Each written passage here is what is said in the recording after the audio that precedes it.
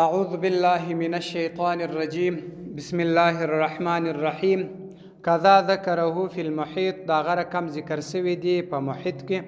حمار خربا لبول وکي في الماء په اوبو کې فاصاب ورسېدې من ذلك دغه اوبو څخه الرش څاڅکي پاشل ثوب و جامې ته انسان د یو چا جامې ته دغه اوبو ور پاشل شوی چې د اخره بول کې وکي لا يمنع نمنکی جواز الصلاه رواوالي د المانځه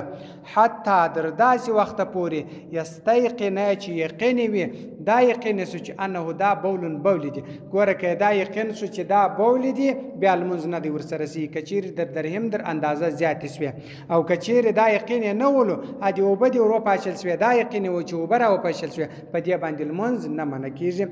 وبه په دې سره اخذ الفقيه ابو ليث په دې باندې هم اخستل کړی دي یعنی هم دغه بیان هغه نیولې دي وفي الفتاوى قاضي خان او په فتاوی قاضي خان کې بیا وایي اذا هغه وخت بالک بول وکي حمار خره في الماء پوبو کې راکدن ولاړ اوبه راکدي اوبه ولاړ اوبه په اصحاب ورسېد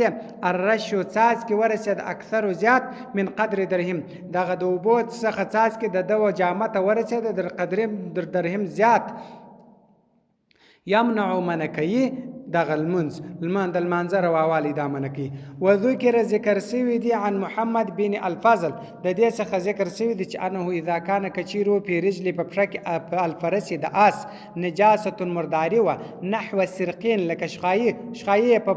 پښو کې ولا فمشى ولاړی په الماء په بو کې فاصاب ورسد ثوب الراكب وجامته د هغه چا چې پر د اس باندې سپور دی د هغه سپاره و جامته ورسد ساره ثوب وګرځي د نجسا مردار سوا کان وی یعنی دغه الماء او براکدن ولاړی وی او جاریان که جاری وی کچیر دغه اس په پښو پورې مرداري و په دا اوبو باندې د ګټ سولو دا اوبه و جامته ورسېد د سپاره سړي نو کچیر دغه اوبه ولاړی وی کروانی وی دغه جامه د چی سوله مردار وګرځیدله وإن لم يكن كثير نو في رجله پپشو کې دغه اس نجاسه المرداري نو فلا يضره بیا ضرر نو رسی بیا جامه په مرداریږي وسئل سوال وسو ابو النصير الدباس دغه سوال وسو عامن دغه چا یغسل چې پریمنځي ادابته دابه یو سړی دی دابه منځي د خپل اس و دغه پریمنځي فيسبه ورسیږي دته من ذلك الماء دغه وبوسخه وبور ورسیږي او من عرقه یا د خلیص خلای ور ورسیږي قال دو ویل د نصیر ورته ویل والله يضر ضرر نرسي دغه ابو نصیر چې دا بیان ورته وکي چې ضرر نرسي ايضا دغه رقم قیل بیا ورته ویل سله دته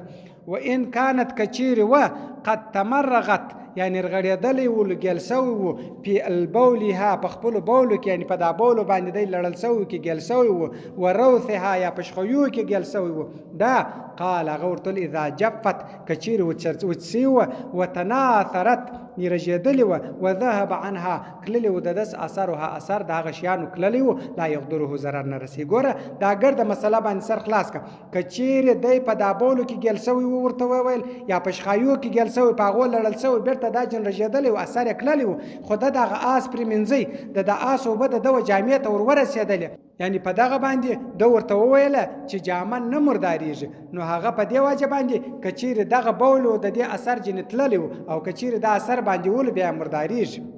ايضا دغه رقم وذکر ايضا دغه رقم وذکر ذکر سوی دی په ذخیره په ذخیره کې اذا ها وخت القیق ملاقز الحجر و دبر سره یعنی د دبر سره ملاقات وسو المختلطه چې ګډو بالعذر په مرداری سره په الماء په بو کې یو دبر په مرداری باندې لړلې و په بو باندې ګډ سول الجاری چې جاری یعنی د دبر او مردار او بو ته ورغځي دغه او چې جاری او بو فرتفعت پورته سول قطرات او څاڅ کې فاصاب ثوب الانسان دی وچا و جامته څاڅ کې ورسېده اکثر من قدر درهم در اندازه زیاتو نو کچیر هم د ښکارا مرداری پر مشرتیا و په دې باندې د جامه مرداریږي او کښکارا مرداری نه و پر مشرتیا هغه د مرداری اثر جنتللی و بیا د جامه نه په مرداریږي په دغه باندې هم قال ابو بکر ویل دی ابو بکر بل علم دی لا یجب نواجبی غسل پرمنزل الا خو به انده الا خو به واجبی ان یظهر کشکارو پی پدې کې لون النجاستی کچیر د مرداری رنگ کې راپورته سلو بیا یې چشری بیا پرمنزل واجب دی وقال النصير ویل دی نصير یجب واجبی علی پر د باندې غسله پرمنزل واجبی وصله که چیرې یو چا لمونځ وکړي ومعه د ده سره شعر ویښتان و انسان د انسان اکثر من زیات وله من قدر درهم در درهم در اندازه هم زیات وله د انسان ویښتان یې په جیب کې ورسره وله در درهم در اندازه په وزن کې زیات وه جازت روا دی صلات المنځ و به په دې سره اخذ الفقيه ابو جعفر هم دغه اخیستی دی بیان اخیستی دی دغه و ابو قاسم صفار د هغه څخه هم دا بیان دی وعن ابي حنیفه د امام صاحب رحمت الله علیه څخه دا روایت دی چې انه لا تجوز روا نه دی و به په دې سره اخذ النثير دغه هم د دې په دې باندې اخذ کړی دی وجرتو شخوند البعیر د شخوند د وش دغه شخوند باندې که چیرې کالي ولړل شي دا دی دی که سرقینه لکه شخایي ده لکه دغه اوش شخایي دا رقم دی ومراره او تریخی د تریخی اوبه تریخی صفرا د دې اوبه دا هم دی که کل حیوان د هر حیوان ده که بوله لکه بول دغه د هر حیوان بول چې څنګه دی دغه د تریخ اوبه هم دغه رقم دی د دې او دغه فرق نشته و اذا هوا وقع کواکې سو جلد و پوست انسان د انسان په الماء په اوبو کې د انسان پوست یو ذره په اوبو کې لس په الماء په اوبو کې امکان کچیرو مقدار او اندازه و زفر د نوک د یو نوک اندازه پوست په دغه کې لس په اوبو کې افسده فاسدی دا اوبه و په اسنان په غاښ کې ادمي د انسان اختلاف دی المشایخ د مشایخ هغه بیا په دې کې اختلاف دی خو اصل قول په دې کې دا دی چې د انسان غاښ کچیر په اوبو کې لسی په دې باندې اوبه نه مرداریږي دا ظاهري روایت قول دی و فی الفتاوی بقالی کې ویل دي قطعه یو ټوټه جلد د پوست کلب د سپی